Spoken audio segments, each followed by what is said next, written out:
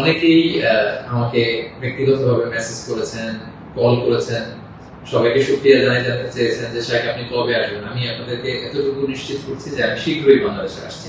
স্বাধীন বাংলাদেশে আপনাদের সবার সাথে আবারও পুনরায় সাক্ষাতের আকাঙ্ক্ষা এবং অপেক্ষায় আমি রইলাম।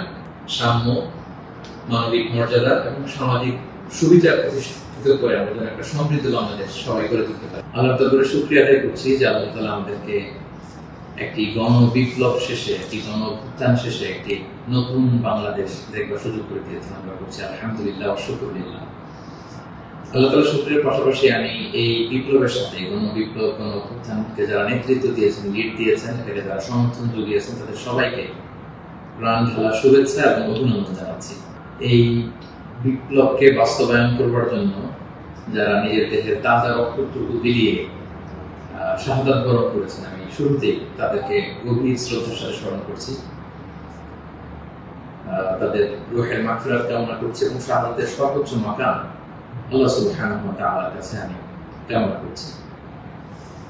পাশাপাশি যারা আহত হয়েছেন তাদের সুস্থতা কামনা করছি এবং আমাদের তরুণ মুক্তিযোদ্ধা ভাইয়েরা যারা সামনে থেকে এই বিপ্লবকে লিড দিয়েছেন, তাদেরকে আমার পক্ষ থেকে প্রাণ ঢালা শুভেচ্ছা এবং অভিনন্দন। বিশেষ করে বৈষম্য বিরোধী ছাত্র আন্দোলনের যে নেতৃবৃন্দ বা সমন্বয়ক ভাইয়েরা, যারা আপনারা এখনো পর্যন্ত অনেক পরিশ্রম করে যাচ্ছেন, আমাদের সকলের পক্ষ থেকে আপনারা সালাম জানবেন, শ্রদ্ধা জানবেন এবং ভালোবাসা জানবেন। পুরো দেশব্যাপী আনন্দ, উল্লাস, উচ্ছ্বাস, মানুষের মধ্যে একটা ঈদ ভাব আমরা গত অল্প কয়েকদিন আগে ভাবতে পারিনি যে আল্লাহ তাআলা এত দ্রুত আমাদের হাতে বিজয় তুলে দিলেন। একটা সাময়িক বিজয় অর্জন করেছি, কিন্তু আমাদের সংকট কিন্তু কাটেনি, অন্ধকার কাটেনি। এখন আমরা গত রাতে কিছু ক্যাওটিক সিচুয়েশনের কথা শুনেছি বাংলাদেশে, আপনারা দেখেছেন অনেকে। আমি নিজেও খুব ক্লোজলি ফলো করছিলাম, সারা রাত ঘুমাতে পারিনি, ফজর করে আমি ঘুমিয়েছি। তো এজন্য আমাদেরকে সজাগ থাকতে হবে, সম্মানিত ভাই বোনেরা, সজাগ থাকতে হবে, ঐক্যবদ্ধ থাকতে হবে। মাইলস টু গো, অনেক দূর আমাদেরকে যেতে হবে। আন্দোলন বা বিপ্লবের, এটা হচ্ছে আন্দোলন শেষে একটা সফল বিপ্লব বা গণ অভ্যুত্থান শেষে এটা হচ্ছে প্রথম ধাপ, যে স্বৈরাচারের পতন হয়েছে। এখন হচ্ছে আমাদের দেশ গড়বার সময়। এই সময় আমাদেরকে অত্যন্ত ধৈর্যশীলতার পরিচয় দিতে হবে, দায়িত্বশীলতার পরিচয় দিতে হবে। বিজয়ীরা দায়িত্বশীল হয়, আর যদি দায়িত্বশীল অ্যাটিটিউড আমরা দেখাতে পারি, তবে এই বিজয় কিন্তু আমাদের টেকসই হবে। সো অনেক ধরনের ষড়যন্ত্র আশেপাশে ঘুরপাক খাচ্ছে, দেশি বিদেশি। আমাদেরকে সজাগ থাকতে হবে, সচেতন থাকতে হবে। বিজয় উল্লাসে মেতে আমরা যেন আবার কোনো ভুল করে না বসি, বিপ্লবের পরে কোনো প্রতি বিপ্লবকে যেন আমরা স্থান না দিই। এই হচ্ছে প্রথম রিমাইন্ডার আমাদের প্রতি। 2 নম্বর যে কথাটা বলবো, আমাদের বাংলাদেশে আমরা মুসলিমরা ছাড়াও আমাদের হিন্দু ভাই বোনরা, আমাদের সাথে আমরা একসাথে মিলেমিশে একাকার একসাথে আমরা থাকি। আমাদের খ্রিস্টান ভাই বোনেরা আছেন, বৌদ্ধ ভাই বোনেরা আছেন।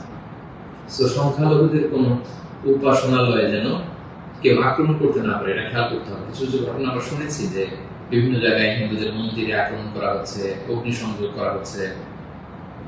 সো এটা কিন্তু অনেক বড় ধরনের একটা ষড়যন্ত্র। আমরা বছর 2 আগে আমার মনে আছে যে কুমিল্লাতে নানুয়া দিঘির পারে হনুমানের পায়ের উপরে কোরআন রেখে কি তুলকালাম কাণ্ড হয়ে গেল। সো যারা ক্ষমতা ছেড়ে পালিয়েছে, তারাই দেখা যাবে যে ভাড়াটে করা লোকজন দিয়ে সেখানে আগুন দিয়ে আল্লাহু আকবার স্লোগান দিবে, নারায়ে তাকবীর, আল্লাহু আকবার স্লোগান দিয়ে বোঝাতে চাইবে যে ইসলামপন্থীদের কাজ এটা, মাদ্রাসার ছাত্রদের কাজ এটা। সো এত কাঁচা কাজ যেন আমরা না করি, আমরা যেন তাদের এই ফাঁদে পা না দিয়ে আমরা যেন সচেতন থাকি।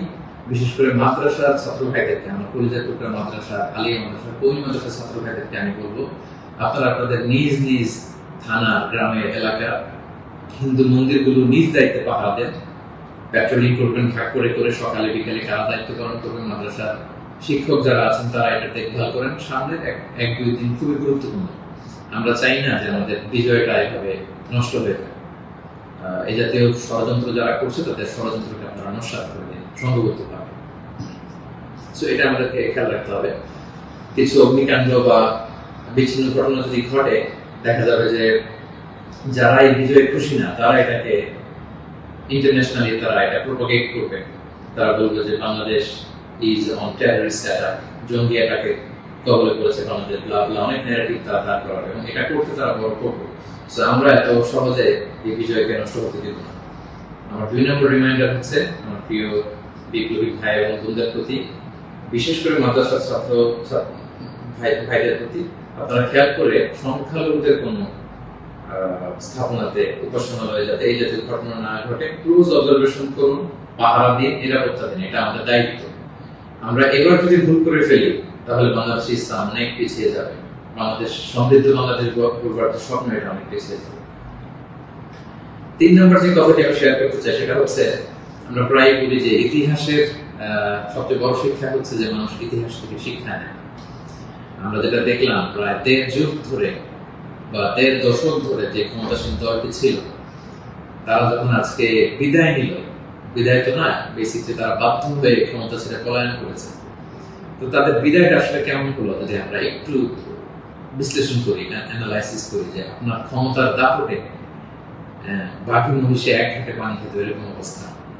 এসএসএফ আপনাকে সিকিউরিটি দিত, আপনার সামনে বহর, পেছনে বহর, কত সিকিউরিটি, কত ন্যাশনাল প্রোটোকলের ব্যবস্থা আপনি করেছেন, কিন্তু আজকের বিদায়টা আপনার কেমন হয়েছে?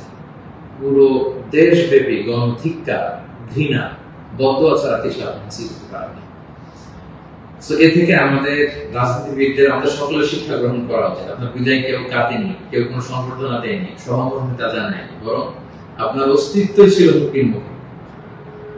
আল্লাহ তাআলা বলেন যে আমি হচ্ছি ক্ষমতার মালিক, আমি যাকে চাই, কুলিল্লাহুম্মা মালিকাল মুলক তুতিল মুলকা মান তাশা ওয়া তানজিউল মুলকা মিম্মান তাশা ওয়া তুইজ্জু মান তাশা ওয়া তুযিল্লু মান তাশা বিয়াদিকাল খায়র ইন্নাকা আলা কুল্লি শাইইন কাদির।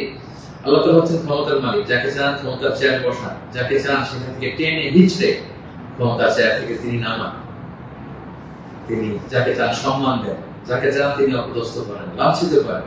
তার জলজান্ত প্রমাণ আমরা গতকাল কিন্তু দেখেছি। এবং তিনি হচ্ছেন ফাআলুল লিমা ইউরিদ, তিনি যখন যা চান তাই করতে পারেন। এর জন্য তাকে কারো কাছে জবাবদিহি করতে হয় না, রিপোর্টিং করতে হয় না। তিনি কুন ফায়াকুনের মালিক, তিনি হতে দেরি হয় না। তিনি পাহাড়কে দরিয়া করেন, দরিয়াকে পাহাড় করেন, তিনি সম্মানিতকে অপদস্থ করেন, তিনি সমাজের লাঞ্ছিত অপমানিত লোকটাকে সম্মানের চেয়ারে বসিয়ে দিতে পারেন। তিনি হচ্ছেন আল্লাহ সুবহানাহু ওয়া তাআলা। মনে রাখতে হবে তিনি ক্ষমতার মালিক। আমরা যেন এটা ভুলে না যাই, ক্ষমতার চেয়ার পেলে আমরা যেন ভুলে না যাই যে আমি ক্ষণিকের জন্য এসেছি।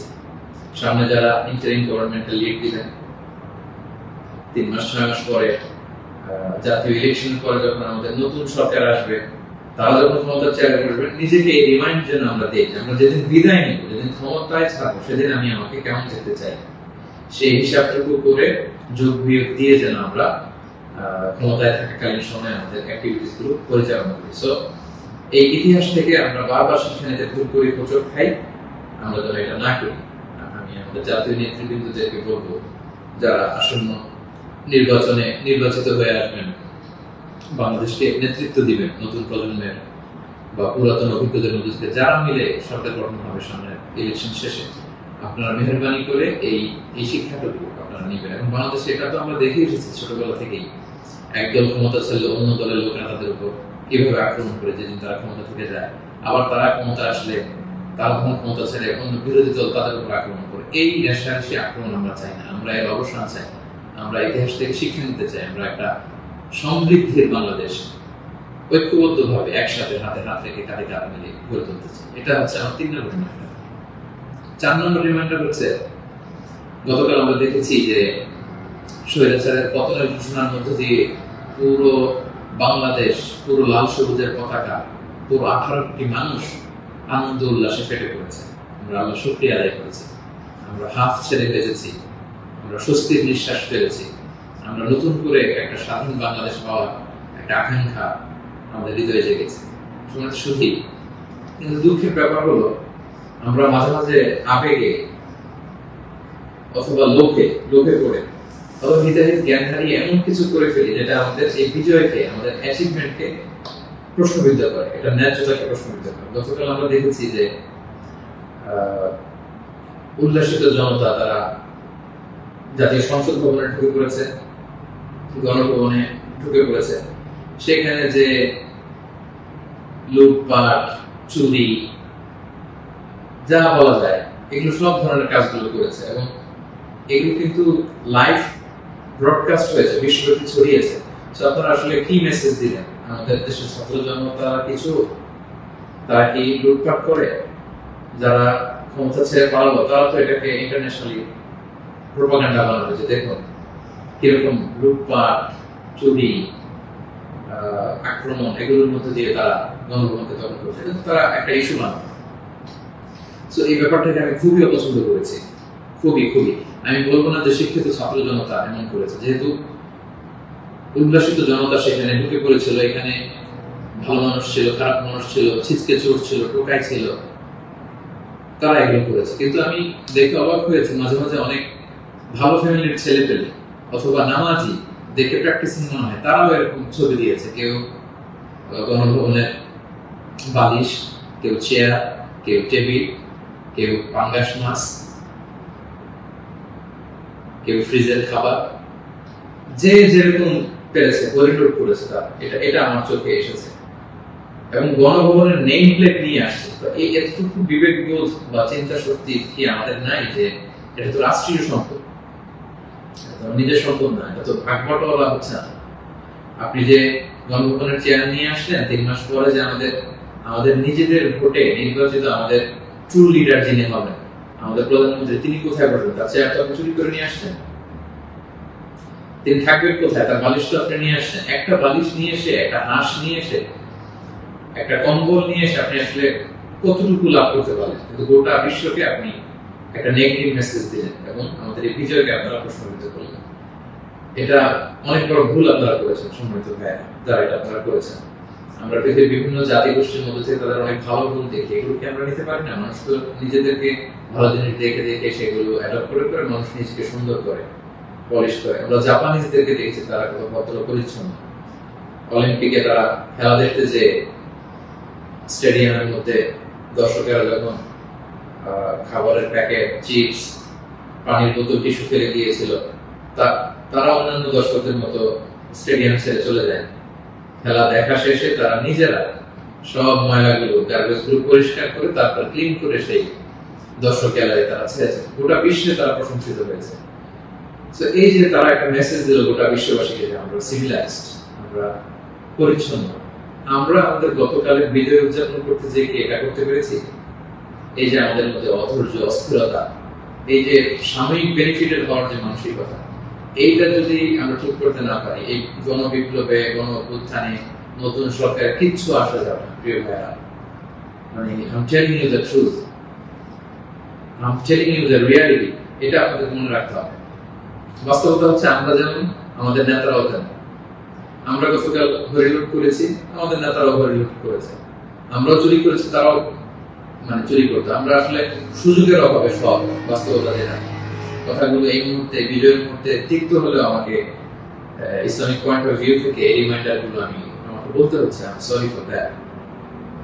তারা পদ্মা সেতুতে দুর্নীতির সুযোগ পেয়েছে, ওই লুট করেছে। তারা দেশের বড় বড় মেগা প্রজেক্টে লুট করেছে, আর আপনি ছোট্ট জিনিস লুট করার সুযোগ পেয়েছেন, ওইটা করেছে। কোনো পার্থক্য নাই। তারা করেছে বড় বড় হরি লুট, আপনারা করেছেন ছোট ছোট চুরি লুট। এই তো পার্থক্য আমাদের এতটুকুই। এই জিনিসটা আমাদেরকে বুঝতে হবে যে এগুলো রাষ্ট্রীয় সম্পদ। সেখান থেকে একটা সুতা কেন আমরা টাচ করব? আপনারা গণভবন ঘেরাও করেছেন, ভেতরে যে উল্লাস করবো, তাকবীর দিন। এমন দেশটি কোথাও খুঁজে পাবে না তুমি, সকল দেশের রানী সেজে আমার জন্মভূমি। গলা ছেড়ে দিয়ে সবাই মিলে কোরআন গান করতে, গোটা বিশ্ব দেখতো আমরা কত সিভিলাইজ, আমরা কত সভ্য। সেটা না করে আপনারা ভাঙচুরের মতো কাজ, লুটপাটের মতো কাজ আমরা করে ফেলছি। আমি বলবো না যে সবাই বুঝে করেছেন, অনেকে রাগ থেকে, ক্ষোভ থেকে, ঘৃণা থেকে এটা করেছেন, কিন্তু কাজটা ভুল করেছেন। প্রথম যেটা করতে হবে, আপনাদেরকে আল্লাহর কাছে ক্ষমা চাইতে হবে। আল্লাহর কাছে ক্ষমা চান। দ্বিতীয়ত এগুলো ফেরত দিয়ে আসতে হবে প্রিয় ভাই। আমাদের ছাত্র বন্ধুরা এগুলো কালেকশন করছে এবং ছাত্র ভাইদেরকে আমি বলবো যারা এগুলো আবার রিটার্ন দিতে আসবে তাদেরকে যেন আমরা ব্লেম না করি, পার্সোনাল না করি। তারা তাদের রিয়েলাইজেশন থেকে নিয়ে আসছে, এগুলো আপনারা রিসিভ করুন। কারণ এগুলো রাষ্ট্রীয় সম্পদ। নতুন গভর্নমেন্ট আসলে আবার নতুন করে রাষ্ট্রীয় অর্থ ব্যয় করে এগুলো আমাদেরকে আবার মেরামত করতে হবে, ঠিক করতে হবে সময়ের সঙ্গে। এবং একজন মুমিন এই কাজ কখনো করতে পারে না, একজন বিশ্বাসীর সাথে এই ধরনের মাইন্ডসেট অ্যাটিটিউড যায় না। প্রিয় ভাই বোনেরা, ছোট একটা হাদিস বলে পয়েন্ট আমি শেষ করছি। খাইবারের যুদ্ধ থেকে রাসূল সাল্লাল্লাহু আলাইহি ওয়াসাল্লাম সাহাবাদেরকে নিয়ে ফিরছিলেন বিজয়ী হয়ে। আপনাদের মনে থাকবার কথা, ইহুদিদের বিরুদ্ধে এই যুদ্ধ হয়েছিল, সপ্তম হিজরির ঘটনা। ফেরার পথে রাসূল সাল্লাল্লাহু আলাইহি ওয়াসাল্লাম একদিন খাদেম রাসূল সাল্লাল্লাহু আলাইহি ওয়াসাল্লাম উটের হাওদাস ঠিক করছিল, এমন সময় একটা বিক্ষিপ্ত তীর এসে তার গায়ে লেগে সে সেখানে মারা যায়। সাহাবারা তার জন্য দোয়া করলো। তারা বলল, কি খুশ নসিব তার, যুদ্ধ থেকে ফিরে আসার পথে এই মুজাহিদ শহীদ হয়েছে, জান্নাতের নীল পাখি হয়ে সে ঘুরবে। রাসূল সাল্লাল্লাহু আলাইহি ওয়াসাল্লাম বললেন, না, তোমরা এই মন্তব্য করো না, তোমরা জানো না আমার এই লাশ সে সুযোগ পেয়ে রাষ্ট্রীয় সম্পদের অর্থাৎ গনিমতে যেটা পেয়েছিল ভাগ বটোয়ারার আগে সে লোকচক্ষুর আড়ালে একটি চাদর চুরি করেছিল এবং এই জাহান্নামের এই চাদর তার গা পেঁচিয়ে তার শরীরকে জ্বালিয়ে ফেলবে, তাকে দগ্ধ করবে। আল্লাহু আকবার। অনেক লম্বা কথা, আমি সংক্ষেপে শেষ করে দিচ্ছি। সময়টা যদি আপনি খেয়াল করে দেখুন, একজন সাহাবী, বিশ্বনবীর সার্ভেন্ট, সে রাষ্ট্রীয় এই সামান্য একটা চাদর চুরি করার কারণে রাসূল বললেন, শাহাদাত তো দূরের কথা, এই চাদর তাকে অগ্নিদগ্ধ করবে। তো আপনার কি ভয় হয় না? আপনি যে অনুভব থেকে বালিশ নিয়ে আসলেন, চাদর নিয়ে আসলেন, ওখানকার টিভি নিয়ে আসলেন, ওখানকার জিনিসপত্র যে আপনি কাঁধে করে নিয়ে আসেন, ফুলের টব এটা সেটা ভেঙে যে নিয়ে আসেন, এগুলো যে আগুনের লেলিহান শিখা হয়ে আপনাকে জ্বালাবে, আপনার কি ভয় হয় না? এই মাইন্ডসেটের যদি আমরা থাকি, কোনো ভালো নেতাই আমাদের কিছু করতে পারবে না। 18 কোটি জনগণের এই হাইলি পপুলেটেড দেশে কেউ এসে কিছু করে দিয়ে যেতে পারবে না যদি আমরা নিজেরা না শুধরাই। আমরা এটা ভুল করেছি, আমরা অনুতপ্ত হব, অনুশোচিত হব। যারা আমার আলোচনা শুনেন, আমাকে পছন্দ করেন, আমি হাত জোর করে অনুরোধ করব, প্রত্যেকটি জিনিস আপনারা ফেরত দিয়ে আসবেন। এগুলো রাষ্ট্রীয় সম্পদ, কোন রাষ্ট্রীয় সম্পদকে তো সুযোগ করার অধিকার আল্লাহ আমাদেরকে দেন। আল্লাহ আমাদেরকে বোঝার তৌফিক করুন।